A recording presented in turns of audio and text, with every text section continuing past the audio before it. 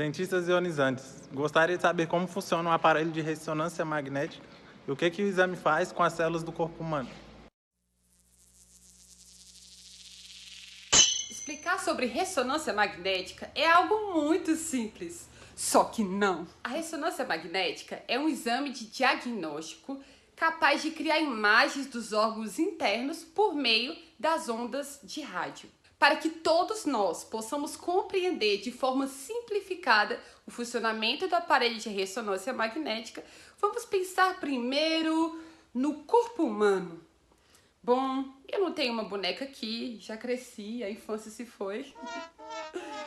Mas o que permaneceu da infância são bichinhos de pelúcia. Esse daqui até parece com um ser humano. Então vamos pensar nele como o corpo humano, ok?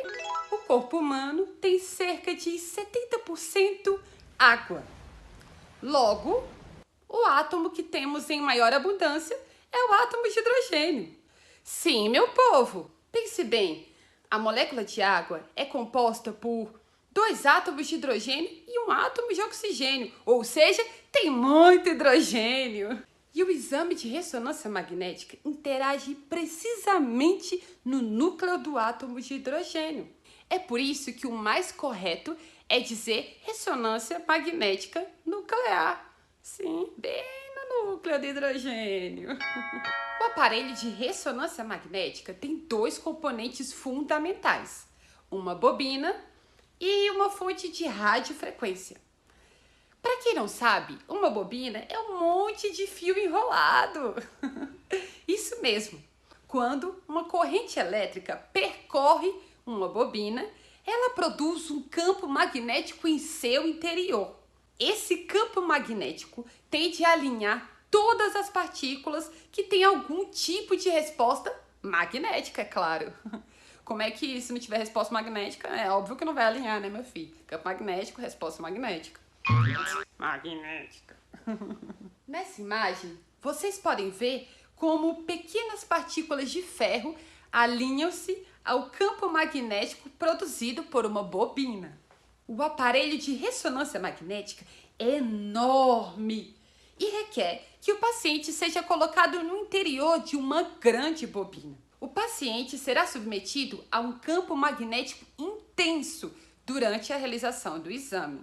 Esse campo magnético interage com os núcleos dos átomos de hidrogênio de uma maneira que vamos compreender agora mesmo. Os núcleos dos átomos de hidrogênio funcionam como ímãs muito pequenos e muito leves. É como se existisse em cada um deles um polo norte e um polo sul. Uma forma de entender esse caráter magnético do núcleo do átomo de hidrogênio é imaginar como se ele estivesse girando em torno do seu próprio eixo. É algo que algumas pessoas podem dizer, não é muito correto falar assim e tal, mas a gente tem que imaginar, porque é algo assim bem complexo, né, meu povo? Gente, olha só que legal isso. O aparelho de ressonância magnética é um gerador de ondas de rádio. Só que essas ondas de rádio estão sintonizadas com a taxa de precessão dos átomos de hidrogênio. E o que é precessão? Mudança no eixo da rotação. Ou seja, ele tá rodando assim e de repente ele tá rodando de outro jeito. Tipo um peão, cara! Quando um campo magnético externo é aplicado, os núcleos dos átomos de hidrogênio tendem a se alinhar a esse campo magnético. E por que isso ocorre? Lembra que eu falei para vocês que os núcleos dos átomos de hidrogênio são como pequenos ímãs? É por isso que eles tendem a se alinhar na presença do campo magnético externo aplicado a eles. Inicialmente, os núcleos dos átomos de hidrogênio estão lá girando sem nenhuma orientação preferencial. Quando a bobina é ligada, ela produz um campo magnético que reorienta os núcleos dos átomos de hidrogênio, que passam todos a girar numa mesma orientação. Mas espera aí, você deve estar se perguntando, né? Campo magnético, campo magnético, campo magnético. E qual é o papel da radiofrequência? Vou explicar. Que louco! Quando os núcleos dos átomos de hidrogênio estão alinhados pela presença do campo magnético gerado pela bobina, o paciente recebe um pulso de radiofrequência. Essa radiofrequência é absorvida pelos núcleos dos átomos de hidrogênio, que passam a girar em outra direção. Detalhe, não nos levem a mal. Mas quando os núcleos dos átomos de hidrogênio absorvem essa energia, nós dizemos que eles ficaram excitados, ou seja, acelerados. Após um período muito curto de tempo, os núcleos dos átomos de hidrogênio retornam à sua orientação preferencial, determinada pelo campo magnético gerado pela bobina. Quando eles retornam, eles precisam liberar aquela energia que eles tinham absorvido antes, e eles liberam ela na forma de radiofrequência. Dessa maneira, a radiação de radiofrequência emitida é detectada pelo aparelho, que faz um cálculo muito louco lá nos seus computadores e, buf, transforma em imagem dos órgãos internos ou de tudo aquilo que se quer examinar no paciente.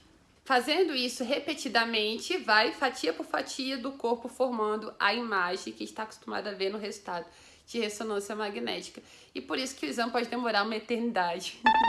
De 15 a 20 minutos, sei lá, eu vi casos até de 90 minutos, então depende muito. Poxa, velho, a pessoa tá assistindo um jogo de futebol e o outro ainda tá fazendo um exame de ressonância magnética. Pode acontecer. E nisso ele emite um barulho bem chatinho, por isso que o povo fica usando uns protetores de ouvido, sabe? Mas tá de boa, é mais ou menos assim, meu povo. O que não se deve usar quando for fazer a ressonância magnética? Óculos, colares, aliança, qualquer aparelho de metal no seu corpo. Todos eles devem ser retirados do seu corpo. Por quê? Como existe um grande campo magnético, o que pode acontecer? Esses metais podem ser retirados do seu corpo com uma grande força. E uma pessoa com marca-passo? Uma pessoa com marca-passo pode fazer ressonância magnética? Meu Deus, eu uso marca-passo, e agora? Não se pode fazer uma ressonância magnética. Eu nunca fiz, gente. Por isso que eu nem entendo desses negócios. Pois é, mas hoje em dia, com a nossa tecnologia, dizem que estão fazendo umas providências aí, uns marca-passo legal, entendeu? Que dá pra fazer a ressonância sem dar problema. Mas por enquanto, meu filho, a maioria faz não, tá? Pois é, esse aqui é um marca-passo, dá pra ver? Olha só que legal. Eu nunca vi. Agora tá vendo? Tá todo mundo louco. Letras, parem de subir. Eu ainda não terminei de responder a parte biológica. Você sabia que o exame de ressonância magnética é menos prejudicial à saúde do que outros exames, como a tomografia, por exemplo? A ressonância magnética utiliza a radiofrequência, enquanto a tomografia, por exemplo, utiliza o raio-x. A radiofrequência tem um comprimento de onda maior, enquanto o raio-x tem um comprimento de onda menor. Portanto, como o comprimento de onda do raio-x é menor, o risco de mutação do DNA aumenta muito mais, prejudicando assim as células do corpo humano. É isso. Tchau!